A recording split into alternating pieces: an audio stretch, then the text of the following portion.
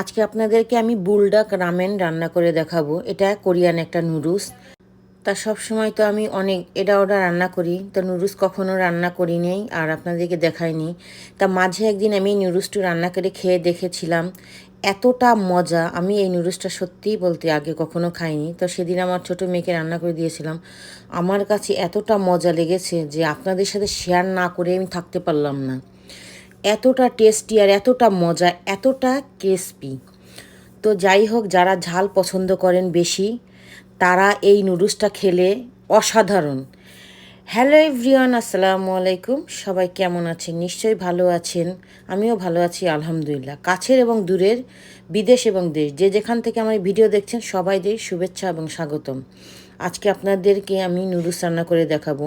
তো এই নুডলসটা কীভাবে রান্না করতে হবে আজকে আপনাদেরকে দেখাবো। তো আমি এখানে স্লাইস করে মাংস কেটে নিয়েছি, মুরগির মাংস বুকের। তো আমি এখানে নিয়ে এটাকে একটু ভেজে নিচ্ছি তেলের সাথে, এবং আমি গাজর কেটে নিয়েছি স্লাইস করে আধাটার মতো। তা কেটে নেওয়ার পর এখানে আমি পেঁয়াজও নিয়েছি একটু বড় বড় করে কেটে। এখানে 4টা মরিচ নিয়েছি, নিয়ে এগুলোকে আমি ঢাকনি দিয়ে ঢেকে জাস্ট 5 মিনিট রান্না করে নেব। এই সেই নুডলস, কোরিয়ান নুডলস। যাই হোক, আমি এখন এটাকে পানিতে সিদ্ধ করব। আপনি কিন্তু এটা পানিতে সিদ্ধ না করেও কিন্তু এমনি রান্না করতে পারবেন।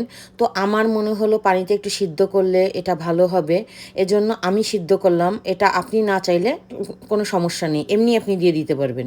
তো এখানে আমি সামান্য পরিমাণের লবণ দিলাম সিদ্ধ হওয়ার জন্য, কারণ আমি অল্প সব ইউজ করব, এ কারণে যে এই নুডলসের ভিতরে দুটো মশলা আছে। যাই হোক, আবার ঢাকনি দিয়ে ঢেকে দিলাম। তো আমার নুডলসটা আমার সিদ্ধ হয়ে গেছে। এখন এটাকে আমি পানি সারিয়ে রেখেছি। আমি ফিরে এসেছি 5 মিনিট পরে।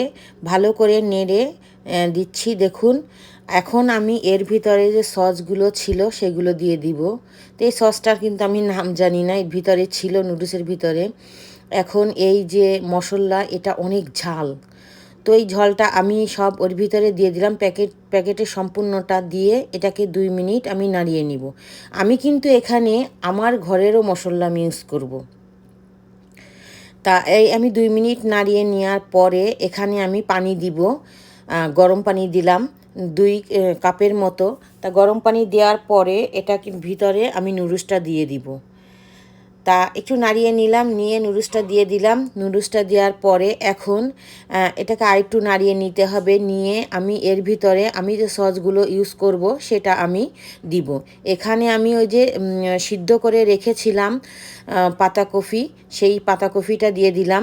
এখন এই যে আমি সয়া সস দিচ্ছি 1 চামচের মতো, টমেটো সস, এবং আমি রেড চিলি সস দিলাম 1 চা চামচের মতো। সব এগুলো দিয়ে এটাকে এখন আমি ভালো করে নেড়ে ঢাকনি দিয়ে ঢেকে 10 মিনিট রান্না করবে। 10 মিনিটের বেশি প্রয়োজন নাই, এটা 10 মিনিটই রান্না করলে হবে। তা দেখুন, আমার কিন্তু রান্না শেষ হয়ে গেছে। কালারটা কত সুন্দর হয়েছে, দেখতে কত সুন্দর হয়েছে, খেতে না কত মজা হয়েছে। তো আপনারা বাসায় ট্রাই করে দেখতে পারেন। আমি জানি না আপনাদের কাছে এই রেসিপি কেমন লেগেছে। যদি ভালো লেগে থাকে অবশ্যই লাইক করবেন, ফ্যামিলির কাছে শেয়ার করবেন, এবং কমেন্ট করবেন কেমন হয়েছে। তো আজকে এই পর্যন্ত। সবাই ভালো থাকবেন, সুস্থ থাকবেন। আসসালামু আলাইকুম।